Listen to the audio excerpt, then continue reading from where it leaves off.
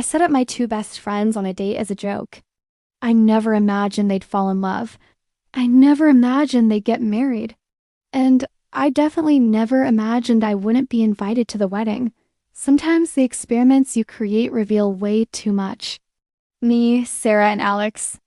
We were the three Musketeers since freshman year of college. We did absolutely everything together. Graduation, our first jobs, heartbreaks, victories. When Sarah and I both got dumped in the same month, we made a pact. No dating until we both healed. But then I had an idea. Alex was perpetually single, totally focused on his career.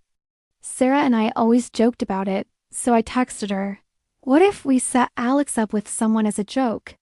Let's find him someone terrible, watch the disaster date unfold, and laugh about it forever."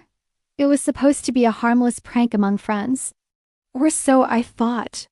We created Chloe, a fake dating profile for Sarah, using different photos and a different bio. We matched her with Alex on a dating app. The plan was simple. One terrible date, screenshots for our group chat, endless laughs. The date happened. And then I waited for the hilarious recap. Instead, there was just silence. For 3 days.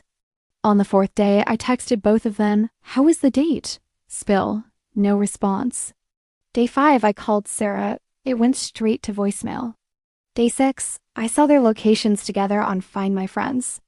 They were at a romantic restaurant. The one Alex always said was too fancy for first dates. That's when I knew. The joke wasn't funny anymore. The experiment had real results. And I wasn't part of the data. I demanded answers. We met at a coffee shop, and they arrived together, holding hands. Sarah couldn't even look at me. Alex spoke first. "We didn't plan this," he said. "The chemistry was real. We tried to fight it for you, but ... double quotes Sarah, started crying. I'm so sorry, we never meant to hurt you." Alex just looked at me and said, "We're in love. We want to be together." My two best friends, in love, because of my stupid joke. The irony tasted like poison. At first, they tried to include me. Awkward double dates where I was just the third wheel. Then group hangouts where they disappear together. And then the slow fade began. Unanswered text, canceled plans. The three Musketeers became two lovers and one ghost. I watched from the outside as they built a life together, with inside jokes I didn't get, on trips I wasn't invited on. Their couple photos filling my social media feed. 8 months later, a notification popped up on my phone. Alex proposed.